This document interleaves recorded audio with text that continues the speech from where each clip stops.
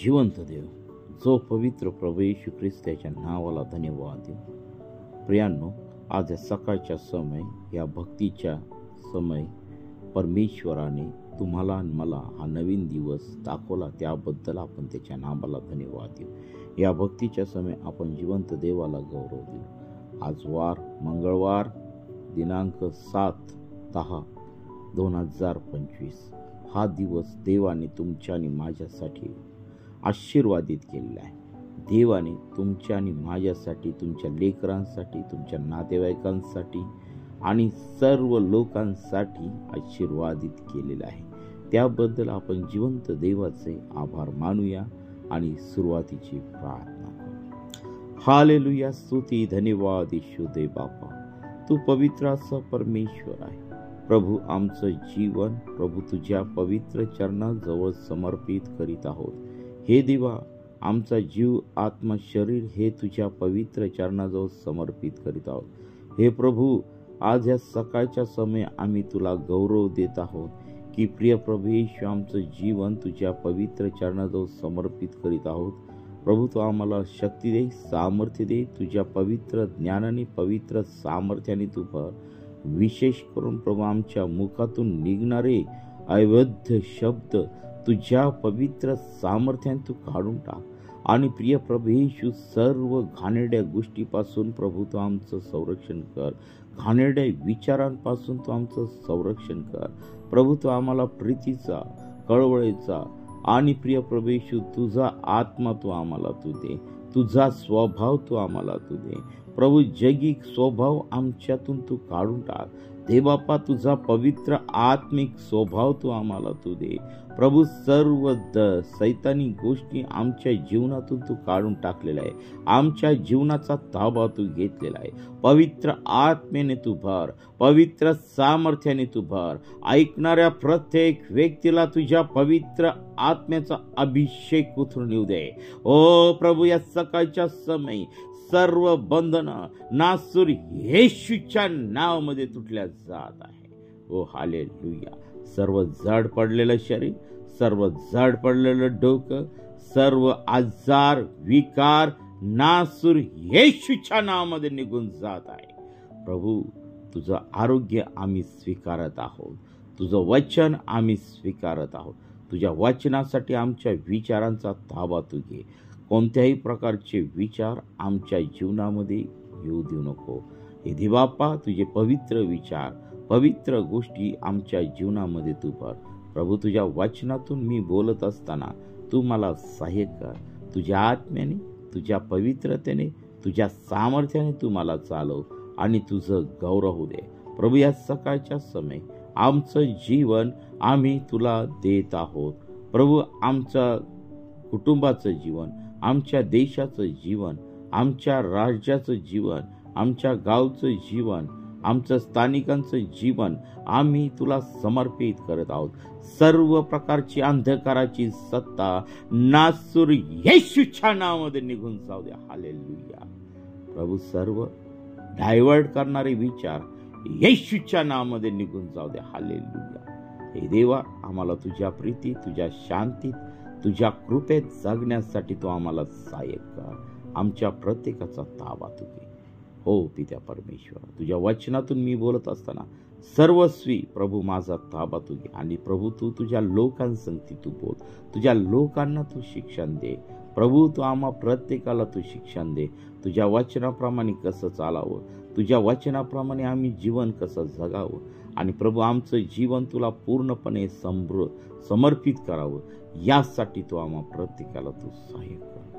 ही प्रार्थना येशूच्या नावाने मागतो म्हणून ऐक. आमेन, आमेन, आमेन. प्रियांनो, आजच्या ह्या सकाळच्या भक्तीमध्ये आपल्या प्रत्येकाचं स्वागत आहे. आणि काल आम्ही आज्ञा पालनाचे परिणाम बघितलेले आहे, मिळणारे आशीर्वाद आम्ही पाहिलेले आहे. आणि प्रियांनो, आज आम्ही आज्ञाभंगाचे परिणाम पाहणार आहोत.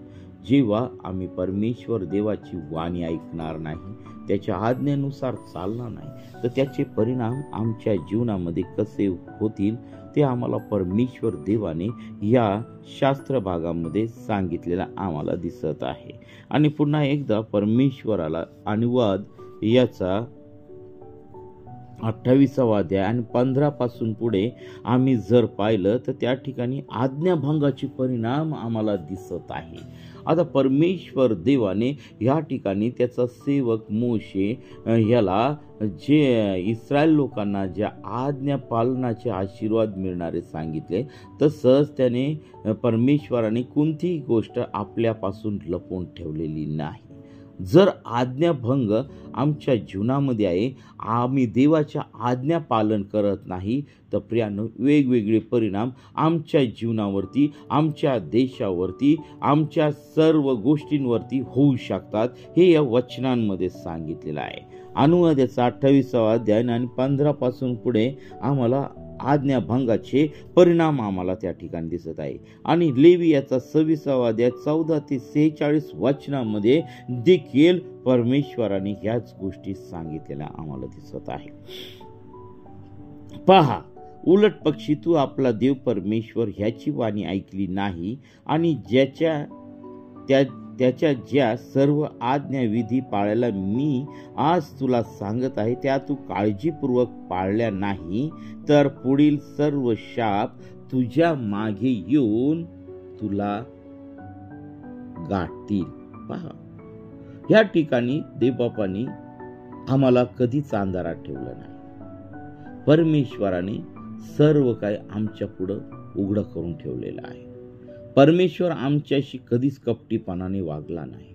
देवाची इच्छा हीच होती की आम्ही त्याच्या मार्गाने चालून आम्ही त्याचे लेकरं व्हावं, आम्ही त्याची प्रजा व्हावं, आम्ही त्याची स्तुती करावी, त्याची आराधना करावी, त्याच्या इच्छेने चालावं.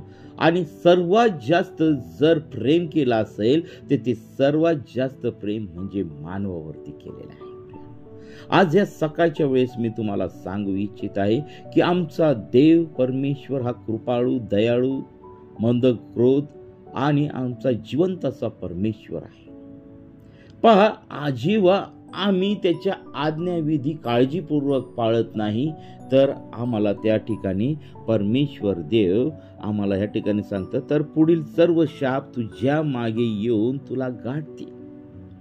आज आमच्या जीवनामध्ये देखील आज्ञाभंगाचे परिणाम आमच्या जीवनामध्ये दिसत आहेत.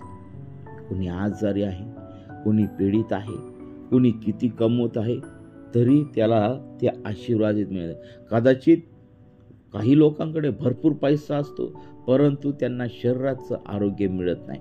शरीरामध्ये वेगवेगळे आजार असतात, आत्मिक आजार असतात, परत ते वेगवेगळ्या प्रकारच्या समस्या, वेगवेगळ्या प्रकारच्या अडचणी त्या ठिकाणी असतात. आणि मग पहा, नगरात तू शापित होशील व शेतीवाडीत तू शापित होशील. पहा, जेव्हा आम्ही परमेश्वर देवाच्या विरोधात जाऊन जर आज्ञा पाळत नाही, काळजीपूर्वक पाळत नाही, तर देवाचं वचन आम्हाला स्पष्ट सांगतं, तो नगरात तू शापित होशील व शेतीवाडीत तू शापित होशील. तुझी टोपली व तुझी परात शापित होईल. तुझ्या पोटचे फळ, तुझ्या भूमीचा उपज, तुझी गुरेढोरे व शेरडे मेंढरे यांचे वत्स शापित होशील. तू आत येशील तेव्हा शापित होशील व बाहेर जाशील तेव्हा शापित होशील. पहा, इतकी भयानक गोष्ट आहे.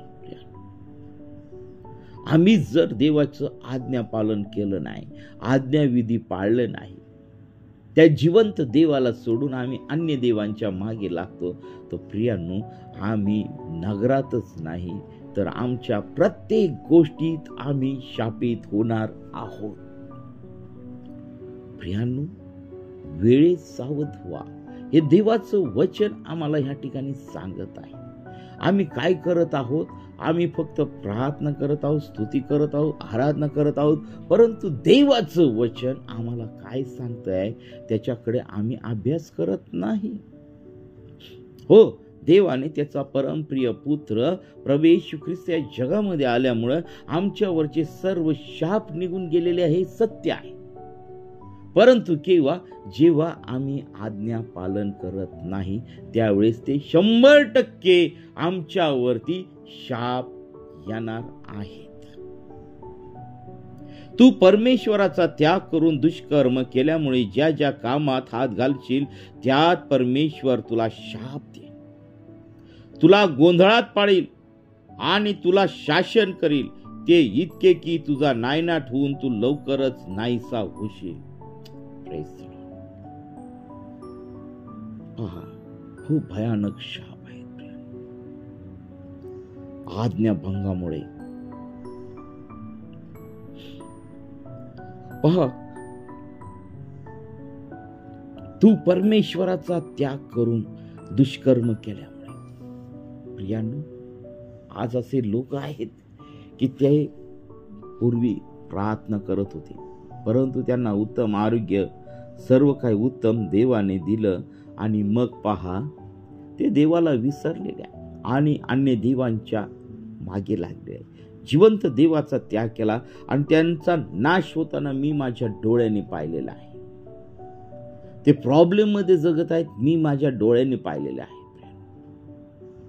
म्हणून प्रियानो, माझी कृपा करून तुम्हाला विनंती आहे की परमेश्वराच्या जिवंत देवाशी तुम्ही खेळू नका, कारण तो स्वर्गात सिंहासनारूढ परमेश्वर आहे, जिवंत देव आहे. तुम्हाला वाटतं की आम्हाला दिसणारे देव पाहिजे, आम्हाला चिन्ह चमत्कार करणारे देव पाहिजे डोळ्याच्या पुढं, परंतु प्रियांनो, मी तुम्हाला सांगतो की आमचा देव जो पवित्र परमेश्वर, जो यहोवा परमेश्वर, त्याचा परमप्रिय पुत्र प्रभू येशू ख्रिस्त जो स्वर्गामध्ये सिंहासनारूढ आहे, हा जगातले जे भूतांचे दैवत आहेत, मानव निर्मित देव आहे, त्यांच्यापेक्षा हा जिवंत देव श्रेष्ठ आहे. त्याने तुम्हाला आणि मला निर्माण केलेला आहे, त्याने तुम्हाला आणि मला तयार केलेला आहे, त्याने तुमच्या आणि माझ्या जीवनामध्ये जीवनाचा श्वास घातलेला आहे, त्याचा आत्मा घातलेला आहे आणि जिवंत ठेवलेला आहे,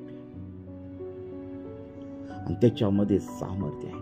आम्ही जर परमेश्वराला विसरलो तर प्रियांनो, आमच्या जीवनामध्ये खूप मोठे शाप येणार आहे. पहा, तुला गोंधळात पाडील आणि तुला शासन करील, ते इतके की तुझा नायनाट होऊन तू लवकरच नाहीसा होशील. जो देश वतन करून घ्यावायला तू जात आहे, तेथे तू नष्ट होईपर्यंत तुला मरी सोडणार नाही, असे परमेश्वर. जेव्हा आम्ही आज्ञाभंग करू त्यावेळेस क्षयरोग, ताप, दाह, जळजळ, अवर्षण, तांबेरा, बुरशी यांच्या योगे परमेश्वर तुला मारील आणि तू नाश पावेपर्यंत तुझा पिछा पुरवील. तुझ्या डोक्यावरचे आकाश पितळेसारखे व तुझ्या पायाखालची जमीन लोखंडासारखी होईल. परमेश्वर तुझ्या देशावर पावसाऐवजी धुळीची व मातीची वृष्टी करील. तू नष्ट होईपर्यंत ती आकाशातून तुझ्यावर पडत राहील. ज्या वेळेस आम्ही जिवंत देवाला सोडून आमचं जीवन दुसऱ्या गोष्टीकडे बदलतो, त्यावेळेस या सर्व गोष्टी आमच्यावरती येतात. या सकाळच्या वेळी प्रियांनो, आम्ही अतिशय सावध राहायला पाहिजे. बघा, 1 पेत्र 5:8 मध्ये सांगितले की तुमचा शत्रू सैतान हा गर्जणाऱ्या सिंहासारखा कोणाला गिळावं हे शोधत फिरत आहे. तो कोणत्या मंदिरावरती बसत नाही प्रियांनो, तर जिथे प्रार्थना चालू आहे ना, तिथे तो येऊन बसत आहे आणि तुम्हाला देवापासून दूर नेण्याचा प्रयत्न करत आहे. तो तुमची फसवणूक करत आहे. कदाचित तुमच्या हातात मोबाईल असेल आणि त्यामध्ये वाईट वाईट गोष्टी येत असतील, तुम्ही ते बघता. सैतान प्रथम तुम्हाला सांगल की तुमच्या अपराधांची 70 वेळेस तुम्हाला क्षमा केली जाईल. हा दुरात्मा फसवणुकीचा दुरात्मा आहे. आम्हाला त्याच्यावरती विजय मिळवला पाहिजे. आता यामध्ये लहान लेकरापासून तर थेट वृद्धापर्यंत प्रियांनो, लोक व्यभिचाराच्या मार्गी लागलेले आहेत.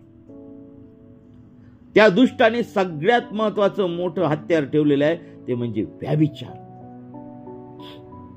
सर्वांना मोबाईल मध्ये गुंतून ठेवलेलं आहे, मनोरंजनामध्ये गुंतून ठेवलेलं आहे, करमणुकीमध्ये गुंतून ठेवलेलं आहे.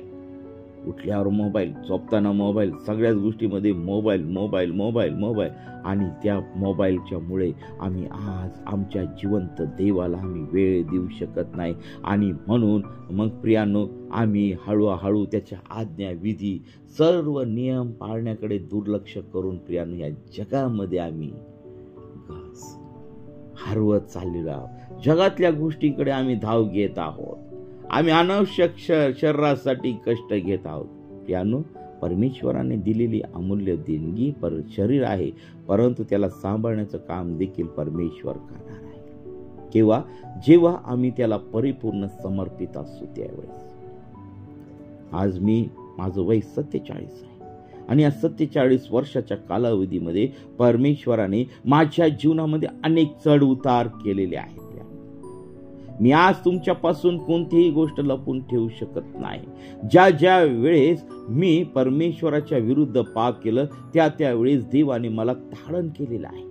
परंतु जेवढं ताडण केलं तेवढी शिक्षा केली, त्याच दुपटीने त्याने मला जवळ घेतलं. ज्यावेळेस मी पश्चातापी अंतःकरणाने त्या परमेश्वराच्या पुढे गेलो, त्या परमेश्वराने क्षमा करून पुन्हा एकदा त्यांनी माझा स्वीकार केलेला आहे.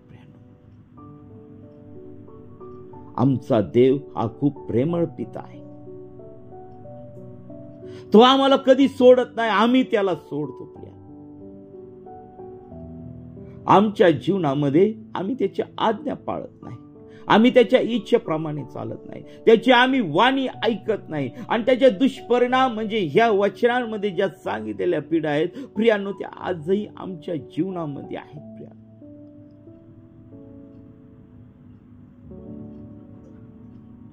तू तुझ्या शत्रूंच्या पुढे मार खाशील असे परमेश्वर करे. तू एका वाटेने त्यांच्यावर चालून जाशील, पण त्यांच्या पुढून 7 वाटांनी पळून जाशील आणि पृथ्वीवरील सर्व राजांना नको सावशील. तुझे सव आकाशातल्या पक्ष्यांना व पृथ्वीवरल्या पशूंना खाद्य होईल व त्यांना हुसकावायला कोणी असणार नाही. परमेश्वर तुला मिसर देशातील कडवे, मुळव्याध, चाई, खरूज यांची अशी पीडा लावील की तू बरा होणार नाही. प्रियानो, हे आजार आजही बघत आहे. ज्या लोकांनी प्रभू येशू ख्रिस्ताचा नाकार केला, जिवंत देवाचा नाकार केला, हे आजार त्या लोकांच्या जीवनामध्ये आज मी पाहत आहे. परमेश्वर तुला वेडा व आंधळा करील. आज आम्ही जगाच्या माग वेडे आहोत, आंधळे आहोत. आम्हाला समजत नाहीये काय चाललंय जगामध्ये, आणि तुझे मन गोंधळून जाईल. आंधळा जसा अंधारात चाच पडतो तसा तू भर दुपारी चाच पडत फिरशील. तुझे कोणतेही काम सफळ होणार नाही. तुझा एकसारखा छळ होईल व तुझी नागणूक होईल, पण तुझा बचाव करणारा कुणी असणार नाही. तू एखाद्या स्त्रीला मागणी घालशील, पण दुसराच तिचा उपभोग घेईल. तू घर बांधशील, पण त्यात राहणार नाहीस. तू द्राक्षमळा लावशील, पण त्याचे फळ तुला मिळणार नाही. तुझ्या देखत तुझा बैल कापतील, पण त्याचे मांस तुला खावयास मिळणार नाही. तुझ्या समक्ष तुझे गाढव नेतील, पण ते परत तुला मिळणार नाही. तुझी शेरडे मेंढरे तुझ्या शत्रूंच्या हाती लागतील, पण तुला मदत करणारा कुणी असणार नाही. तुझे मुलगे व तुझ्या मुले परक्या राष्ट्रांच्या हाती लागतील उत्कट इच्छेने, आणि त्यांची वाट पाहता पाहता तुझे डोळे शिंतील आणि तुझ्या हातात काहीच त्राण उरणार नाही. सावध व्हा. देवाचं वचन हे अतिशय परकटपणे तुमच्या आणि माझ्यापर्यंत येतं. आजपर्यंत मला वाटत नाही की चर्चमध्ये ह्या विषय घेतले जातात. आज लोक खूप अंधारामध्ये आहेत, खूप अंधारामध्ये आहेत. माहिती नाही त्यांना आत्म्यामध्ये कसं वाढायचंय, धार्मिक जीवनामध्ये कसं वाढायचंय. आज देवाच्या सेवकांनाच हे शिक्षण नाही की आम्ही काय शिकवत आहोत. प्रियांनो, प्रभू येण्याचा वेळ येऊन जवळ समीप आलेला आहे आणि आम्ही स्वतःला तयार केलं पाहिजे.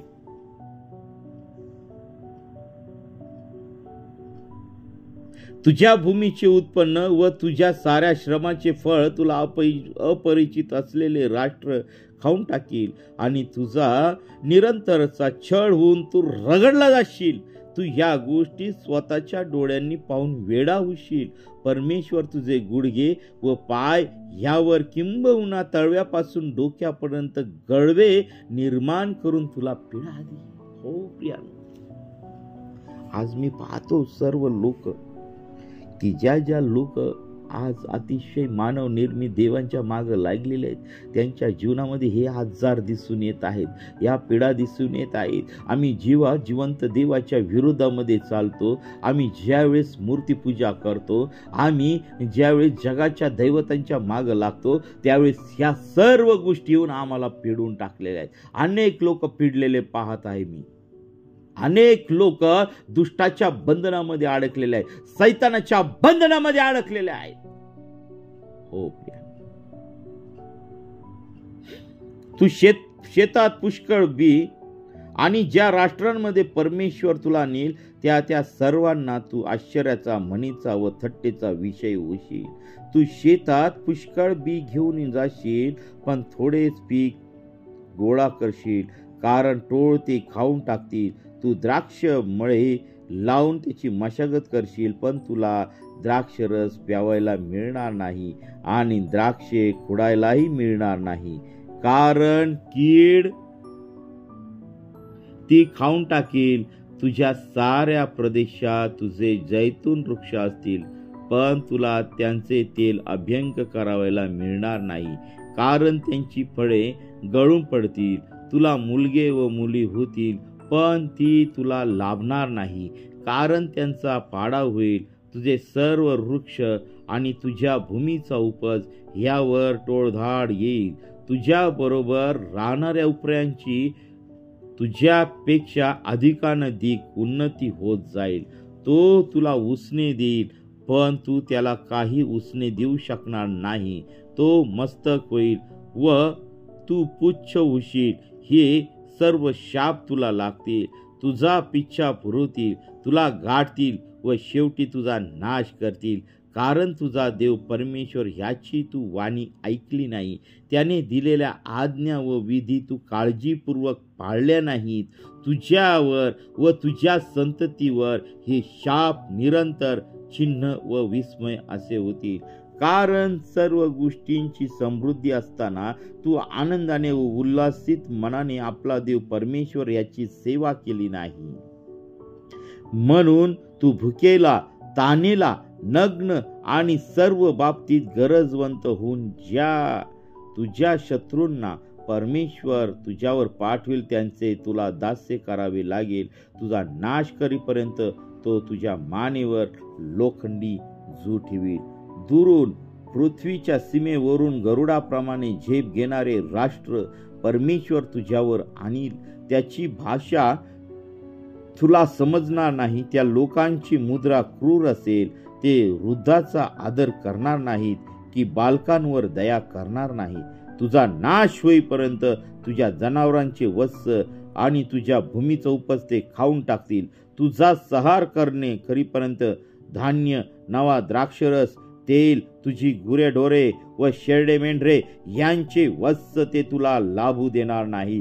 तुझ्या देशातील सर्व उंच व मजबूत तट ज्यांच्यावर तू भिस्त ठेवशील ते पाडून टाकीपर्यंत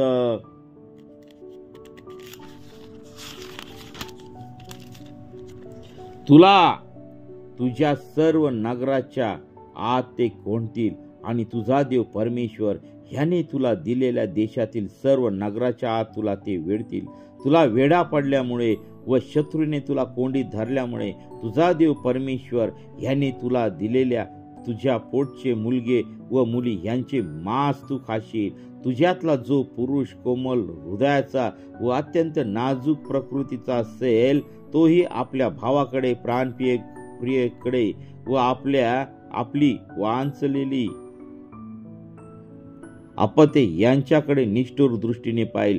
तो आपल्या अपत्याचे मांस खाईल. घरातल्या कोणालाही देणार नाही, कारण तुझ्या नगरात तुला वेढा पडल्यामुळे व शत्रूने तुला कोंडीत धरल्यामुळे त्याला खाण्यास काही उरणार नाही. तसेच तुझ्यातील एखादी स्त्री इतकी कोमल व नाजूक असेल की ती आपल्या कोमलपणामुळे, नाजूकपणामुळे जमिनीला आपले तळपाय लावण्याचे धैर्य करणार नाही. ती देखील आपला प्राणप्रिय पती, पुत्र व कन्या व आपल्या पोटचा गोळा, आपणाला झालेली मुले यांच्याकडे निष्ठुर दृष्टीने पाहिल. कारण वेडा पडल्यामुळे व शत्रूने तुला कोंडी धरल्यामुळे सर्व वस्तूंची तिला वाण पडेल आणि ती गुप्तपणे त्यांना खाईल. परमेश्वर तुझा देव ह्या प्रतापी व योग्य नावाचे भय बाळगण्याची या ग्रंथात जी नियमशास्त्राची वचने लिहिलेली आहेत ती तू काळजीपूर्वक पाळली नाहीत तर तुला व तुझ्या संतानाला परमेश्वर विलक्षण रोग लावील व कठीण व हड्डी व्याधी आणि खराब व जुनाट आजार तुला जडवील. मिस्र देशातील ज्या व्याधींविषयी तुला भीती वाटत असेल त्या सर्व तो तुला पुन्हा लावील आणि त्या तुला जडून राहतील. या नियमशास्त्रात न लिहिलेल्या विकार व रोग परमेश्वर तुला लावील व शेवटी तुझा नाश होईल. तुम्ही आपला देव परमेश्वर याची वाणी ऐकली नाही, म्हणून आकाशातील ताऱ्याप्रमाणे तुम्ही अगणित झाला तरी थोडके उराल. तुमचे भले करावे आणि तुमची संख्या वाढावी. ह्या जसा परमेश्वराला आनंद होत असे तसाच आनंद तुमचा नाश व निपात करण्यात त्याला होईल. आणि जी भूमी वतन करून घ्यावयाला तुम्ही जात आहात तिथूनच तुमचे उच्चाटन होईल. पृथ्वीच्या एका टोकापासून दुसऱ्या टोकापर्यंत सर्व राष्ट्रांमध्ये परमेश्वर तुमची पांगापांग करील आणि तेथे तुम्हाला व तुमच्या पूर्वजांना अपरिचित अशा काष्ट पाषाणमय म्हणजे अन्य देवांची सेवा तुम्ही कराल त्या राष्ट्रात तुला स्वास्थ्य मिळणार नाही. तुझ्या पायांना विसावा मिळणार नाही. तुझे हृदय थरथर कापत राहील. तुझे डोळे क्षीण होतील व तुझा जीव झुरत राहील असे परमेश्वर करील. तुला आपल्या जीवाची काळजी वाटत राहील. तुला रात्रंदिवस धास्ती लागून राहील व तुला आपल्या जीविताची काही शाश्वती वाटणार नाही. तुझ्या मनाला जी धास्ती वाटेल आणि तुझ्या डोळ्यांना जे दिसेल त्यामुळे तू सकाळी म्हणशील संध्याकाळ होईल तर किती बरे. संध्याकाळी तू म्हणशील सकाळ होईल तर किती बरे. जो मार्ग पुन्हा तुमच्या दृष्टीस कधी पडणार नाही असे मी म्हणालो होतो त्याच मार्गाने परमेश्वर तुम्हाला जहाजांनी मिस्र देशात भरत नेईल. तेथे तुम्ही आपल्या शत्रूंचे दास व दासी होण्यासाठी स्वतःची विक्री करू पाल, पण कुणी तुम्हाला विकत घेणार नाही. प्रियानो, खरोखर आम्ही देवाच्या विरोधामध्ये गेलो. आम्ही देवाची वाणी ऐकली नाही. आम्ही देवाच्या इच्छेप्रमाणे चाललं नाही. तर प्रियानो, हे शाप आमच्या जीवनामध्ये आजही आहे प्रियानो. हो प्रियानो, हा आहे तर आम्ही त्या परमेश्वराची वाणी ऐकली नाही. त्याच्या आज्ञा विधी आमच्या जीवनामध्ये आम्ही पाळत नाही. आम्ही देवाच्या वचनाच्या बद्दल आम्ही तडजोडीचं जीवन जगत आहोत. जगातल्या गोष्टींबरोबर आम्ही मैत्री करत आहोत. आम्ही स्वर्गीय गोष्टींमध्ये राहत नाही प्रियानो. हो प्रियानो, आज ही सकाळची वेळ आज परमेश्वर देव तुम्हाला दाखवत आहे. हे वचन परमेश्वर देवाने सरळ सरळ आणलेलं आहे. मी त्याच्यामध्ये काही स्पष्टीकरण करणार नाही, कारण हे परमेश्वराच्या मुखातून निघालेली वचन आहे आणि ते सर्व काही सत्य आहे. आज ज्या लोकांनी परमेश्वराच्या आज्ञा पाळल्या नाही, परमेश्वराचे विधी पाळले नाही, परमेश्वराची वाणी ऐकली नाही, आज त्यांचं जीवन आम्ही बघत आहोत. भयंकर महासंकटाच्या काळामध्ये ते जीवन जगत आहे. तरी पण प्रियांनो, पहा, परमेश्वराने तुमच्यावर आणि माझ्यावरती प्रीती एवढी केलेली आहे की त्याने आपला एकुलता एक पुत्र दिला.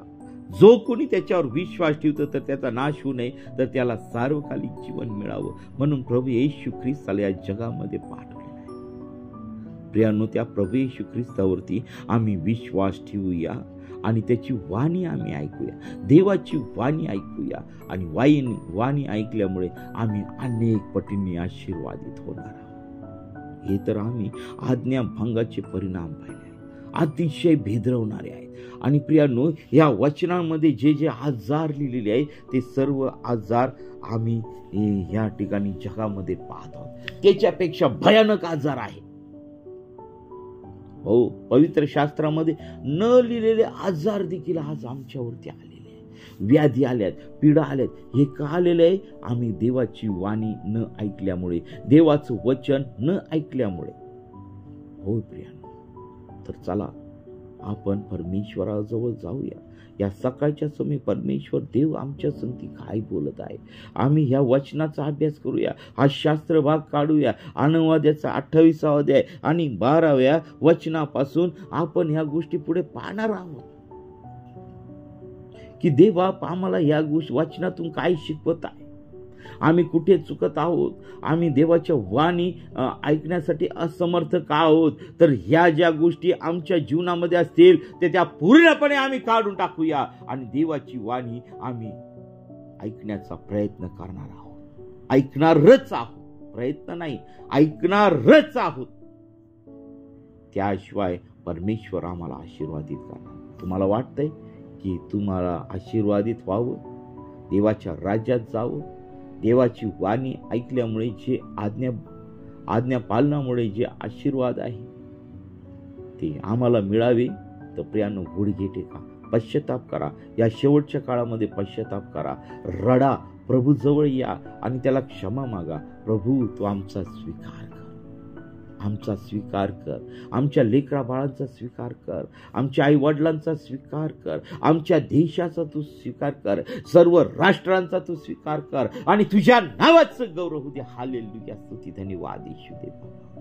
तुझ्या इच्छेप्रमाणे तुझी वाणी ऐकण्यासाठी तू आमचे कान उघड, तुझं वचन वाचण्यासाठी आमचे डोळे उघड, आमचे विचार शुद्ध कर. पित्या परमेश्वरा, बायबल वाचू न देणारा दुरात्मा आमच्या जीवनातून तू काढून टाक प्रभू. सर्व शब्द आमच्या वरचे प्रिय प्रभू तुझ्या पवित्र सामर्थ्याने तू काढून टाकलेले आहे. हो पित्या परमेश्वरा, आम्हाला तुझी प्रजा होण्याचा अधिकार दिलाय, तुझे लोक होण्याचा अधिकार दिलेला आहे. हो पित्या परमेश्वरा, आज या सकाळच्या वेळेस आम्ही तुला विनवणी करीत आहोत की प्रभू, तू आमचं जीवनाचा स्वीकार तू कर, पश्चातापी अंतःकरण कर दे आणि तुझं गौरव आमच्या जीवनाद्वारे दे. प्रियांनो, आपण प्रार्थना करूया. हालेलुया, स्तुती, धन्यवाद येशू दे बापा. प्रभू, तुझी वाणी ऐकण्यासाठी तू आम्हा प्रत्येक भावाला, बहिणीला, प्रत्येक आई वडिलांना, तरुण लेकरांना आणि लहान लेकरांना तू सहाय्य कर. प्रभू, आम्हाला आरोग्यापेक्षा आमचं आत्मिक आरोग्य प्रभू हे आम्ही राखावं यासाठी तू आम्हाला सहाय्य कर. परंतु प्रिय प्रभू येशू, ज्यावेळेस तू आमच्या जीवनामध्ये येतोस, तुझी शांती येते प्रभू. सर्व आजार निघून जात आहे, सर्व शाप येशूच्या नावामध्ये निघून जात आहे. प्रभू, आम्ही आमच्या जीवनामध्ये अपराध असतील तर ते सर्व अपराध तुझ्या पवित्र सामर्थ्याने तू काढून टाक. सर्व आजार नासूर येशूच्या नावामध्ये प्रभू, तुला बसलेल्या फटक्याने तू आम्हाला आरोग्य दिलेलं आहे, त्याबद्दल आम्ही तुझ्या पवित्र नावाला धन्यवाद देत आहोत. आज होणारे सर्व कामकाज तू आशीर्वादित कर, होणाऱ्या सर्व प्रार्थना सभा तू आशीर्वादित कर. प्रभू, जे तुझे लोक प्रवासासाठी बाहेर निघत आहेत त्यांचा प्रवास तू आशीर्वादित कर. आणि प्रिय प्रभू येशू, जे किंवा प्रवासात निघणार आहे, कामाला निघणार आहे, त्या सर्वांच्या कामामध्ये आणि प्रवासामध्ये तू त्यांना सहाय्य कर, मार्गदर्शन कर. प्रभू, आज आमचं जीवन आम्ही तुला समर्पित करीत आहोत. आजचा संपूर्ण दिवस आम्ही तुझ्या पवित्र चरणाजवळ समर्पित करीत आहोत. हो पित्या परमेश्वरा, तू आज या सकाळच्या समयी आम्ही आमचं जीवन तुला समर्पित करीत आहोत. सर्व पापापासून, सर्व वाईट गोष्टीपासून तू आम्हाला दूर ठेव आणि तुझं गौरव होऊ दे पित्या परमेश्वरा. इथून पुढची वेळ काळ सर्व काय आम्ही तुझ्या पवित्र चरणाजवळ समर्पित होत आहोत. ही प्रार्थना येशूच्या नावाने मागतो म्हणून तो ऐक. आमेन. प्रियांनो, आपल्याला जर प्रार्थनेची गरज आहे तर 9730301668 या क्रमांकावरती संपर्क करा. आम्ही आपल्यासाठी प्रार्थना करीत आहोत. देव बाप आपल्या प्रत्येकाला आशीर्वादित करो. आमेन, आमेन, आमेन, आमेन.